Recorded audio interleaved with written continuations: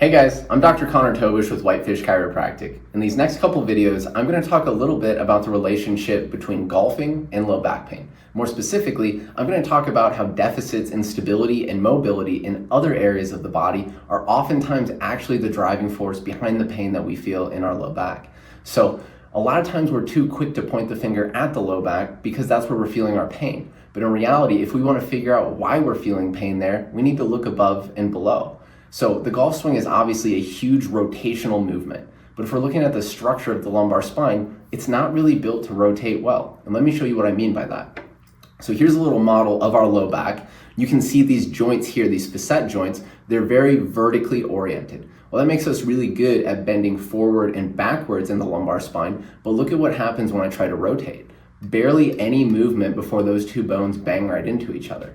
Well, if we look down below the lumbar spine, down at the hips, this big ball and socket joint, look how well the hip joint is at rotating. It's great. We should be getting a ton of rotation from our hips, but if our hips are stiff and immobile, we've got to move somewhere, and oftentimes the compensation that we make is we try to move more into rotation in the lumbar spine, and you just saw why that doesn't work well and oftentimes results in low back pain.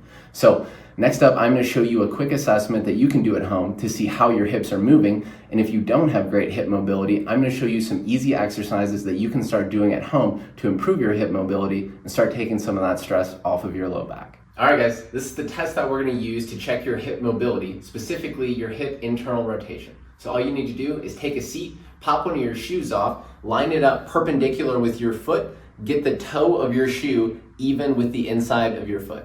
Next up, you're just going to make two fists, squeeze them together between your knees. Then we're going to see if you can rotate this foot out past the back edge of your shoe.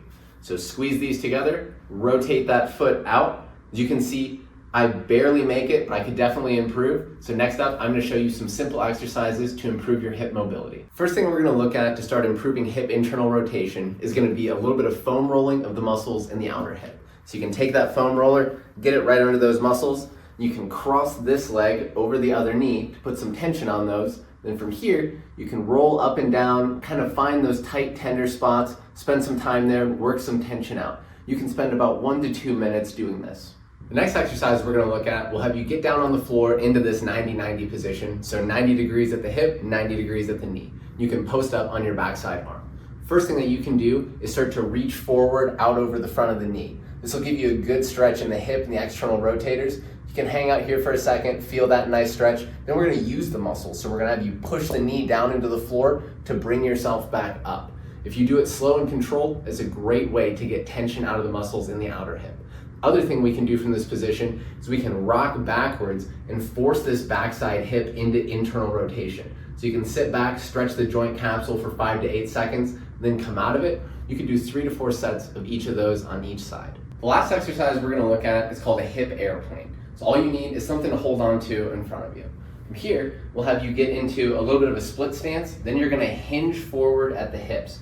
So from here, you can see my back is nice and straight. I didn't round my back to get into this position. I got that motion from my hips. From here, you can hold on to whatever's in front of you for a little bit of support, hover the back leg, and now we're going to let your hips fall, going into a lot of internal rotation. Then we're going to use the muscles in the outer hip to open the hips up and rotate to the top. So you can fall, feel a good stretch in the hip, then you can use those muscles to open back up. You could do 2 or 3 sets of 8 to 10 reps on that.